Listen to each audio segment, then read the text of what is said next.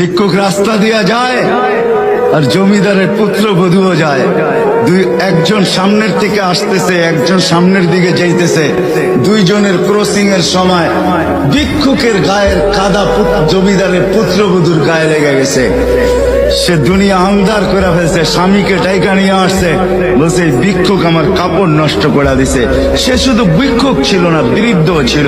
বৃদ্ধ ছিল না শুধু, জীর্ণ ছিল, শীর্ণ ছিল। শরীরে কাপড় ছিল না, ফাটিরা কাপড় ছিল। পায়ে জুতা ছিল না, পেটে ভাত ছিল না। জমিদারের পুত্র সইতে পারে নাই, যৌবনী শক্তি সয় কি কইরা তার স্ত্রীর গায়ে ভিক্ষুকের কাদা। বস সমগ্র শক্তিকে হাতে একত্র করে বৃদ্ধের গালে বসায়।